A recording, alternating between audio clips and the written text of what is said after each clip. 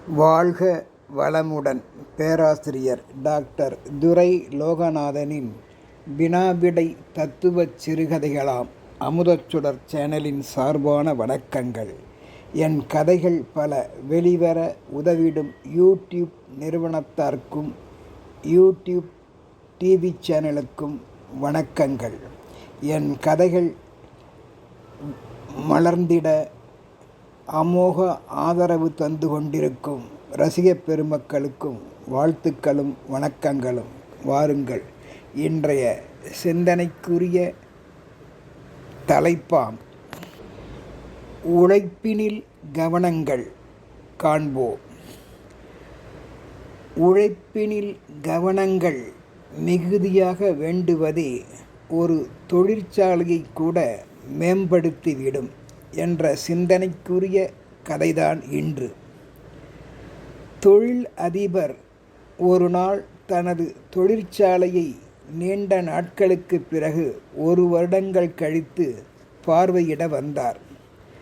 தற்போதோ அந்த தொழிற்சாலையை அவரது மகன் ஆகாஷ் கவனித்து கொண்டிருந்தான். வயதான மூப்பு நிலையில் நேரில் தொழில் அதிபராகிய அந்த அருணாச்சலத்தால் கவனிக்க இயலாமல் போயிற்று. மகனிடம் அந்த பொறுப்பை ஒப்படைத்தாலும் அந்த தொழில் அதிபரின் அருணாச்சலத்தின் முழு கவனம் எப்பொழுதும் அவரது தொழிற்சாலை என்பது பழுதுபடாமல் இயங்க வேண்டும் என்பதிலேயே குறிக்கோளாய் இருந்தது. உடல் மட்டுமே அவரது மாளிகையில் குடியிருந்தது என்றே சொல்ல வேண்டும். ஒரு முறை அருணாச்சலம் போன்ற அவரது பால்ய நண்பர் லியோனி என்பவர் ஆகாஷின் தொழிற்சாலையை தற்செயலாக பார்வையிட்டார். அருணாச்சலம் நண்பர் போல் கவனப்பார்வை சரியாக தற்போது அத்தொழிற்சாலையில் ஆகாஷின் வழியே செலுத்தப்படவில்லை என்பதை அறிந்து கொண்டார் தொழிலதிபரின் நண்பர் லியோனி. தொழிற்சாலையின் வளர்ச்சி போக்கு என்பது தற்போது மாறுபட்டு உள்ளதை தனது பால்ய நண்பர் அருணாச்சலத்திற்கு ஒரு முறை எடுத்துரைத்தார்.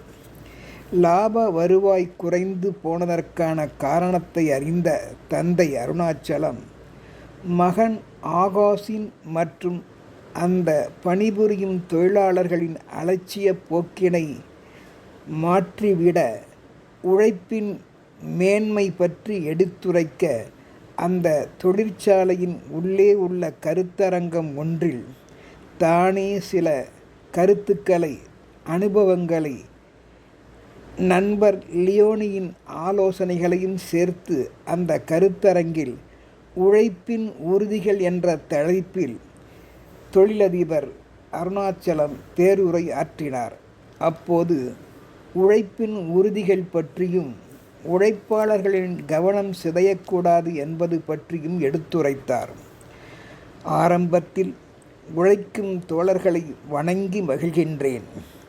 ஆண்களும் பெண்களும் சேர்ந்து உழைக்கின்ற இந்த மாபெரும் சக்தியை ஒருபோதும் இந்த நிறுவனம் மறக்காது.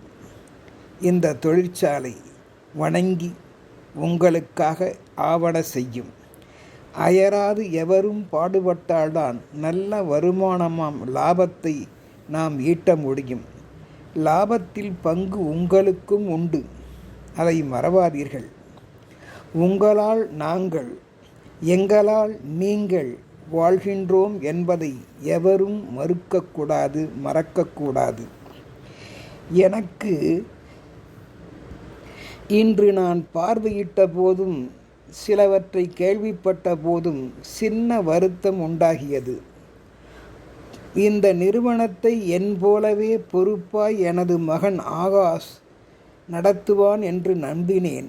ஆனால் ஓரளவு சரியில்லை என்பதையும் அறிந்து கொண்டேன். நீங்களும் அவனுக்கு சரியாக ஒத்துழைக்கவில்லை என்பது போலும் தெரிகிறது. காரணம், நீங்களும் சொல்ல முடியாத சில காரணங்களால் உழைப்பினில் முழு கவனம் செலுத்தவில்லை என்பதையும் நான் மறைமுகமாக அறிந்து கொண்டதால் லாபம் முன்போல் கம்பெனிக்கு வரவில்லை என்பதையும் உணர்ந்து கொண்டதால் கம்பெனி என் காலத்தைப் போல் இன்றும் மேன்மையடைய இன்று நான் சில ஆலோசனைகளாம் உழைப்பின் போது நாம் மேற்கொள்ள வேண்டிய சில உறுதிமொழிகளை உங்களுடன் கலந்து உரையாற்றிட எண்ணி இக்கருத்தரங்கு ஏற்பாட்டினை செய்தேன். கவனம் சிதையாமல் எங்கள் அனுபவ கருத்துக்களை கேளுங்கள். உங்கள் வழி நாங்களும், எங்கள் வழியை நீங்களும் எவ்வாறு முன்னேறலாம் என்பது தெரிய வரும். எந்த ஒரு தொழிற்சாலையும் அல்லது எந்த ஒரு உயர்பணியாம் நிறுவனமும் சரிதான். அந்த இடத்தில் உயர்பணியாம் தலைமை பொறுப்பில் இருந்து கண்காணிக்கும் எனது மகன் ஆகாஷ் போன்றவர்கள் தெளிவான சிந்தனைகளையும் மேம்பாட்டிற்கான நல்ல ஆலோசனைகளையும் முக்கிய அனுபவஸ்தர்கள் வழியே கண்டு அதை பின்பற்றி தொழிற்சாலையை ஆழ்ந்த கவனத்துடன் நன்முறைப்படுத்த வேண்டும் என்பதே எனது ஆசை. அடிக்கடி எல்லா வகையிலும் சரி செய்து பார்ப்பது, வளர்ச்சி நிலையை மற்ற நிறுவனங்களோடு ஒப்பிட்டு பார்ப்பது மிக மிக அவசியம். வெளி கண்காணிப்பாளர்கள் கம்பெனியை நம் உயர்வு கருதி பார்வையிட இன்று வருகின்றார்கள் என்ற உணர்வுடன் ஒவ்வொரு நாளும் நீங்கள் ஊக்கமுடன் திகழ வேண்டும். ஊக்கமுடன் தொழிலாளர்களும் உழைப்பில் கவனம் சிதையாமல் ஈடுபட வேண்டும். உயர் அதிகாரியாம் ஆகாஷ் போன்றவர்கள் அன்றாடம் நடைமுறை கோப்புகளை ஒவ்வொரு நாளும் கவனமுடன் சரிபார்த்த பின்புதான் அதில் பச்சை இங்கில் கையொப்பம் இட வேண்டும். நீட்டினார் நாட்டினேன் கையெழுத்தை என்று இருக்கக்கூடாது. கோப்புக்கள் ஆவணங்கள் யாவும் சரியாகத்தான் இருக்கும் என்ற மற்றவர் மேல் உள்ள மூட நம்பிக்கையில் அதை முழுமையாக படித்து பார்க்காமல் நோட்டமிடாமல் கையொப்பம் மட்டும் போட்டுவிட்டோமே ஆனால் லாபத்தை பிறர் பெற்று ஏப்பம் விட்டு விடுவார்கள் என்பதை எந்த நிறுவனமும் தலைமை பொறுப்பில் உள்ளவர்கள் உணர வேண்டும். உழைப்பாளிகளும் முதலாளிகளும் அதன் வழியே ஏமாற்றம் அடைய நேரிடும். தகாத செயற்பாட்டால் உழைக்காவிட்டால், தொழிற்சாலை முன்னேறாவிட்டால் எப்படி லாபம் என்பதை ஈட்ட முடியும்? நாம் சிந்தித்து பார்க்க வேண்டும். எல்லாருடைய கூட்டு முயற்சியினால்தான் இந்த நிறுவனம் மேலோங்கி வருகிறது. மேலோங்க உங்களுக்கும் அதில் பங்கு உண்டு லாபத்தில். அதை மறக்காதீர்கள், நான் உறுதி கொடுக்கின்றேன். மேலும் கோப்புக்களை ஆவணங்களை பார்வையிட பொறுப்பாளர்கள் தலைமையாளர்கள் தக்க நேரத்தை அதற்கென்று ஆகாஷ் போன்றவர்கள் ஒதுக்கி கொண்டு பார்வையிட வேண்டும். அப்போதுதான் நம்மிடம் கோப்பு ஆவணங்களை அளிப்பவர்கள் தவறு செய்யாமல் உள்ளது உள்ளபடி நம்மிடம் அவற்றை ஒப்படைப்பர் கண்காணிக்கின்றார்கள் என்பதால். தொழிற்சாலைக்கு உறுதுணை புரிபவர்கள் நம்பிக்கை துரோகம் செய்திடல் கூடாது. எங்கும் உள்ள ஒருவன், மேலான ஒருவன் கண்காணிக்கின்றான் என்ற அச்ச உணர்வு எவருக்கும் வேண்டும். அலுவலகங்களுக்கு வாங்கிடும் உபகரணங்கள் பலவற்றை நாம் பரிசோதித்து சரிபார்த்தே வாங்க வேண்டும். உபகரணங்களை வாங்கிட கையூட்டு லஞ்சம் வாங்கிடுவோரை அவற்றுக்கு பெற்று வர அனுமதிக்க கூடவே கூடாது. உடையவன் இல்லையேல் ஒரு முழம் கட்டையாகிவிடும் என்பதை நாம் உணர வேண்டும்.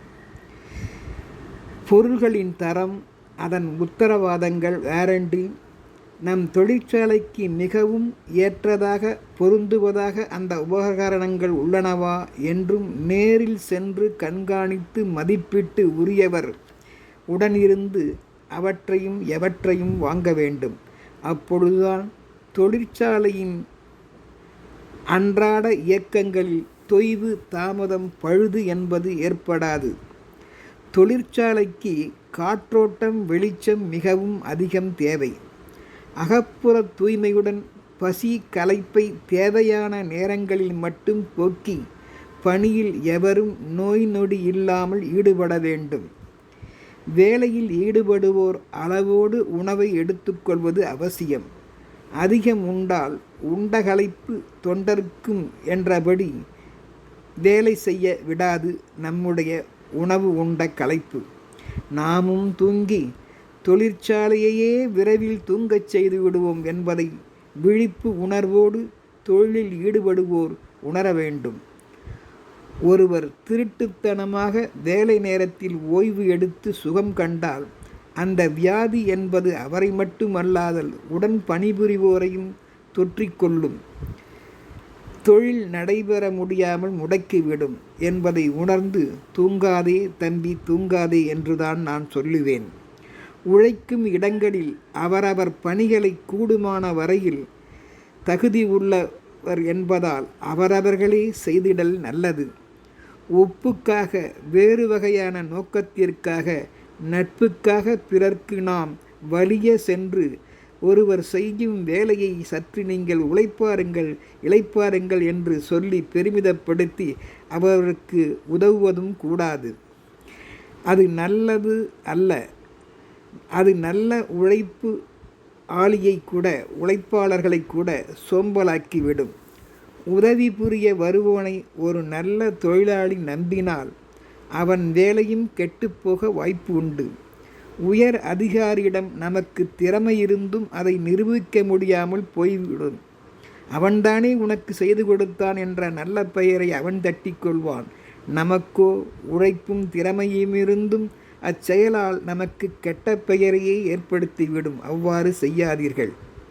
உழைக்கும் நேரத்தில் ஒருவருக்கு ஒருவரின் குறைநிறைகளை பற்றி பேசுதல் மாபெரும் தவறு. கவனக்குறைவு ஏற்பட்டு வேலைகளில் தொய்வு வந்துவிடலாம், தாமதம் ஏற்பட்டு விடலாம், விரைந்து முடிக்க முடியாமல் போய்விடும். பேச்சு கொடுக்காமல் பணியாற்றினால்தான் ஒர்க் மோர் டாக்லெஸ். அப்பொழுதுதான் பிறரின் வருத்த பேச்சுக்கு நாம் ஆளாக மாட்டோம். நமக்கு பிடிக்காதவர்கள் மீது வீண் பணிகள் நிறுவனங்களில் சுமத்துவதும் கூடவே கூடாது. அது கூடா நட்பாகும். அவ்வாறு செய்தால் உண்மை கண்டுபிடிக்க பெற்றால் நமக்கு நாமே சூன்யம் வைத்து கொண்டது போல் நம் நிலைமையாகி நாம் நமது வேலையை இழக்க நேரிடும். எச்சரிக்கை வேண்டும். தனிமை பேச்சுக்கு ஆண்களும் சரி பெண்களும் சரி வேலை நேரத்தில் இடம் கொடுக்காதீர்கள். தலைமை பொறுப்பில் உள்ளவர்கள் பெண் தொழிலாளர்களை காலத்தோடு அவர்களை எக்குறையும் இன்றி வீட்டுக்கு அனுப்பி வைத்திட வேண்டும். முடியாத வயோதிக தொழிலாளர்களையும் அவ்வாறே செய்தல் நல்லது. கட்டாயப்படுத்தி நம்முடைய சுயநலனுக்காக எவரையும் பொறுப்பில் உள்ளவர்கள் வேலை வாங்குவது என்பது மாபெரும் தவறு. குறிப்பிட்ட நேரத்தில் தொழிலாளர்கள் வீட்டிற்கு சென்றால்தான் அந்த வீடும் அதன் வழியான நாடும் பிரச்சனைகளுக்கு ஆளாகாது என்பதை தயவு செய்து இந்த அருணாச்சலம் கூறுவதை கேளுங்கள். நமது பணியில்லாத நேரங்களில் அத்தகையோர் அலுவலகத்தில் வெகு நேரம் தங்கி செல்லக்கூடாது. பணியில்லாதவர்கள் தேவையில்லாத செய்திடாத வீண் பழிகளை அப்பொழுது நீங்கள் ஏற்க நேரிடலாம். பழி ஓரிடம் பாவம் ஓரிடம் என்று ஆகிவிடும். பணியாளர்கள் யாவரும் முழுமையாய் வேலைகள் முடிந்து வெளியேறிவிட்டனரா என்று சரிபார்த்த பின்பே தொழிற்சாலை கதவை கேட்டை காவலர்கள் மூடிச் செல்லுதல் வேண்டும். பொறுப்பு மிக அவசியமாகும். அதிக ஊதியத்திற்கு ஆசைப்பட்டு இரவு பகல் என்று எந்த தொழிலாளர்களும் தொடர்ந்து உண்ணாமல் உறங்கிடாமல் ஓவர் டைம் வேலை செய்தல் என்பது கூடவே கூடாது. அதை நான் விரும்பவில்லை. உடல்நலம் பாதிப்பு அதன் வழி ஏற்பட்டுவிட்டால் பிறகு சாதாரண தன் அன்றாட பணியை கூட இவ்விடத்தில் செய்ய விடாமல் அடித்துவிடும் நமது உடல் நலன். நமது உடல் நலன் நம்மை வாட்டி வதைத்துவிடும். அத்தகைய செயலால் இடம்பொருள் ஏவல் அறிந்து நடந்து கொண்டால் தொழிலாளர்களும் பொறுப்பாளர்களும் தொழிற்சாலை மேம்படும். நமது உறுதியான உழைப்பின் நம்பிக்கை எண்ணங்களின் வழியே தேவையான நேரத்தில் தொழிலாளர்கள் கூடி உழைத்தலும் கூடி வாழ்தலிலும்தான் புதிய உற்சாகமே பிறக்கும் நமது உடலில். நமது உடலில் அந்த புதிய உற்சாகம் தோன்றி முழு மனதுடன் தொழிலில் ஈடுபட்டு அந்த தொழிலகத்தை தொழிற்சாலையை மேம்பட வழிவகை செய்திடும். தேவையற்ற எண்ணம் சொல் செயலில் ஈடுபடாமல் முழு கவனத்தையும் கடமை உணர்வுடன் உழைக்கும் நேரங்களில் எவரும் பின்பற்றி செயலாற்றினால், அத்தகைய உறுதி கொண்டால் எந்த தொழிற்சாலைகளும் உலகில் உயர்ந்து ஓங்கிடுமே. சிந்திப்போம், ஒன்றுபடுவோம்.